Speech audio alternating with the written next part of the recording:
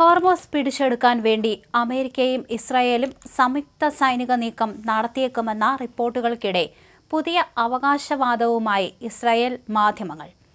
പശ്ചിമേഷ്യയെ യുദ്ധത്തിന്റെ മുനമ്പിൽ നിർത്തി ഇസ്രായേൽ നടത്തിയ മിന്നലാക്രമണത്തിൽ ഇറാന്റെ കരുത്തനായ നാവികസേനാ കമാൻഡർ അഡ്മിറൽ അലിറേസ തക്നിസിരി കൊല്ലപ്പെട്ടുവെന്ന് ഇസ്രായേൽ മാധ്യമങ്ങൾ റിപ്പോർട്ട് ചെയ്തു. ബന്ദർ അബ്ബാസ് തീരമേഖലയിൽ ഇസ്രായേൽ സംയുക്ത നീക്കത്തിലാണ് അലിറേസ തക്സിരി കൊല്ലപ്പെട്ടതെന്ന് the Times of Israel report ചെയ്തു. ഇസ്രായേൽ മാധ്യമങ്ങളെ ഉദ്ധരിച്ച് ഇന്ത്യൻ മാധ്യമങ്ങളും ഈ വാർത്ത റിപ്പോർട്ട് ചെയ്തിട്ടുണ്ട്. പേർഷ്യൻ ഗൾഫിനെ ആഗോള കപ്പൽ പാതകളുമായി ബന്ധിപ്പിക്കുന്ന തന്ത്രപ്രധാനമായ ഹോർമോസ് കടലിടുക്കിന് ചേർന്നാണ് ബന്ദർ അബ്ബാസ് സ്ഥിതി ചെയ്യുന്നത്. ലോകത്ത് വ്യാപാരം ചെയ്യപ്പെടുന്ന എണ്ണയുടെയും പ്രകൃതിവാതകത്തിന്റെയും ഏകദേശം 20% കടന്നുപോകുന്നത് ഈ പാതയിലൂടെയാണ്.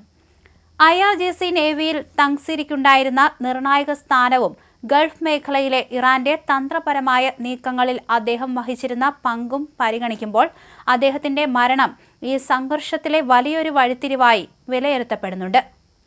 അടുത്തിടെ ഈ സമുദ്രപാതയ്ക്ക് മേൽ ഇറാൻ നിയന്ത്രണം കർശനമാക്കിയിരുന്നു. ചില കപ്പലുകൾക്ക് ഈ പാതയിലൂടെ കടന്നുപോകാൻ ചരക്ക് വിവരങ്ങളും ക്രൂ വിവരങ്ങളും ഇറാന്റെ റവല്യൂഷണറി ഗാർഡിന് നൽകേണ്ടി വരുന്നുണ്ട്. ഇതിനായി ചില കപ്പലുകൾ ചൈനീസ് യുവാനിൽ ഫീസ് അടച്ചതായും റിപ്പോർട്ടുകളുണ്ട്. സുരക്ഷ ഒരുക്കുന്നത് തങ്ങളായതിനാൽ കപ്പലുകൾ ഫീസ് നൽകുന്നത് സ്വാഭാവികമാണെന്ന് ഇറാനിയൻ പാർലമെന്റ് അംഗം മുഹമ്മദ് റസായി പറയുകയും ചെയ്തു. ഹോർമോസ് കടലിടുക്കിന്റെ നിയന്ത്രണം പൂർണ്ണമായും കൈപ്പിടിയിലൊതുക്കിയതിൽ നിർണായക പങ്കാണ് അലിറേസ തങ്സിരി വഹിക്കുന്നത്. തങ്സിരിയെ വധിച്ചത് വസ്തുതയെങ്കിൽ ഇത് ഇറാനെ സംബന്ധിച്ചിടത്തോളം കനത്ത പ്രഹരമാണ്. 4ാം വാരത്തിലേക്ക് കടക്കുന്ന യുദ്ധത്തിലെ ഏറ്റവും നിർണായകമായ കൊലപാതകമാണിത്. എന്നാൽ തങ്സിരിയുടെ മരണം സംബന്ധിച്ച് ഇറാനോ ഇസ്രായേൽ സൈന്യമോ ഇതുവരെ ഔദ്യോഗിക പ്രതികരണം നടത്തിയിട്ടില്ല. 2018 മുതൽ ഇറാൻ റവല്യൂഷണറി ഗാർഡ്സ് കോർപ്സിന്റെ നാവിക വിഭാഗം തലവനായ ഇദ്ദേഹം നേരത്തെയും പലതവണ വധശ്രമങ്ങളിൽ നിന്ന് തലനാരിഴയ്ക്ക് രക്ഷപ്പെട്ടിരുന്നു. ലോകത്തെ എണ്ണ പ്രകൃതിവാതക വ്യാപാരത്തിന്റെ സിരയായ ഹോർമോസ് കടലിടുക്കിൽ ഇറാൻ ഏർപ്പെടുത്തിയ കർശന നിയന്ത്രണങ്ങൾക്ക് പിന്നിലെ ബുദ്ധികേന്ദ്രമായിരുന്നു തങ്സിരി. യുമായും ഇസ്രായേലുമായും ബന്ധമുള്ള കപ്പലുകളെ തടഞ്ഞും മറ്റും ഈ കപ്പലുകളെ നിയന്ത്രിച്ചുമാണ് ഇറാൻ ആധിപത്യം ഉറപ്പിച്ചത്. സാധാരണ നിലയിൽ പ്രതിദിനം 120 കപ്പലുകൾ കടന്നുപോയിരുന്ന ഈ പാതയിൽ ഇപ്പോൾ ഗതാഗതം 95% കുറഞ്ഞിരിക്കുകയാണ്.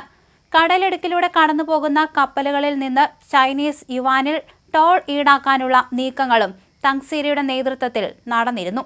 ഇന്ത്യ അടക്കമുള്ള സൗഹൃദ രാജ്യങ്ങളുടെ കപ്പലുകൾക്ക് ഹോർമോസ് കടലിടുക്കിലൂടെ സഞ്ചരിക്കാൻ അനുമതി നൽകിയതായി ഇറാൻ നേരത്തെ തന്നെ അറിയിച്ചിരുന്നു. പരമോന്നത നേതാവ് അലി ഖമേനി ഉൾപ്പെടെയുള്ള പ്രമുഖർ ഇസ്രായേൽ ആക്രമണങ്ങളിൽ കൊല്ലപ്പെട്ടിട്ടും ഇറാൻ ഇപ്പോഴും പിടിച്ചു നിൽക്കുന്നുണ്ട്. ഈ മാസം ആദ്യം കൊല്ലപ്പെട്ട അലി ലാരിജാനിയുടെ മരണം ഇറാൻ ഭരണകൂടത്തിന് വലിയ ആഘാതമായിരുന്നു. China, Russia, India, Iraq, Pakistan എന്നീ രാജ്യങ്ങളുടെ പേര് എടുത്തു പറഞ്ഞാണ് മുംബൈയിലെ ഇറാൻ കോൺസുലേറ്റ് ജനറലിന്റെ എക്സ് പോസ്റ്റ്. ഇറാൻ വിരുദ്ധ നടപടികളെ പിന്തുണയ്ക്കാത്ത, സുരക്ഷാ ചട്ടങ്ങൾ കർശനമായി പാലിക്കുന്ന, ശത്രുപക്ഷത്തല്ലാത്ത കപ്പലുകൾക്ക് ഹോർമോസ് ഉപയോഗിക്കാമെന്ന് നേരത്തെ ന്യൂയോർക്കിലെ ഐക്യരാഷ്ട്രസഭയിലെ ഇറാന്റെ മിഷൻ പുറത്തിറക്കിയ കുറിപ്പിൽ വ്യക്തമാക്കിയിരുന്നു. അതേസമയം ഇറാൻ ഹോർമോസിന്റെ അധികാരം സ്ഥാപിക്കാനുള്ള നിയമം പാസാക്കാൻ ഒരുങ്ങുന്നതായിട്ടാണ് വിവരം. ഹോർമോസിലൂടെ പോകുന്ന കപ്പലുകളിൽ നിന്നും ടോൾ പിരിക്കാൻ അനുവാദം നൽകുന്ന നിയമത്തിന്റെ കരട് തയ്യാറാക്കിയതായും ഉടൻ നിയമമാകുമെന്നും പാർലമെന്റിലെ സിവിൽ അഫയേഴ്സ് കമ്മിറ്റി ചെയർമാൻ പറഞ്ഞതായി ഇറാൻ വാർത്താ ഏജൻസികളായ ഫാർസ്, തസ്നീം എന്നിവ റിപ്പോർട്ട് ചെയ്തു. പണം വാങ്ങി കപ്പലുകളുടെ സുരക്ഷിതത്വം ഉറപ്പിക്കാനാണ് ഇവർ ലക്ഷ്യമിട്ടതെന്നാണ് പുറത്തുവരുന്ന വിവരം. മറ്റ് കപ്പൽ പാതകളിലൂടെ ചരക്കുകൾ കടന്നു പോകുമ്പോൾ നികുതി നൽകാറുള്ളത് പോലെയാണിതെന്നാണ് ഇറാൻ വിശദീകരിക്കുന്നത്. ഹോർമോസ് കടലിടുക്കിന്റെ സുരക്ഷ ഞങ്ങൾ ഉറപ്പാക്കുന്നുണ്ട്. അതുകൊണ്ട് തന്നെ കപ്പലുകളും ടാങ്കറുകളും നികുതി നൽകുന്നത് സ്വാഭാവികമായ കാര്യമാണെന്നും അദ്ദേഹം പറഞ്ഞു. ഹോർമോസ് കടക്കുന്ന കപ്പലൊന്നിന് $2 മില്യൺ ഇറാൻ ഈടാക്കുന്നതായി നേരത്തെ വാർത്തയുണ്ടായിരുന്നു. കപ്പലുകളിൽ നിന്നും പണം പിരിച്ചു തുടങ്ങിയതായി ഇറാൻ പാർലമെന്റിന്റെ ദേശീയ സുരക്ഷാ കമ്മിറ്റി അംഗം അലായുദ്ദീൻ ബോറുജർഡി വ്യക്തമാക്കിയിട്ടുണ്ട്. യുദ്ധത്തിന് ചെലവുകളുണ്ട്. അതിനാൽ കപ്പലുകൾക്ക് ട്രാൻസിറ്റ് ഫീസ് ഈടാക്കണം. പണം വാങ്ങാൻ ഇറാന് അധികാരമുണ്ടെന്നാണ് അലായുദ്ദീൻ ബോറുജർഡി പറഞ്ഞത്.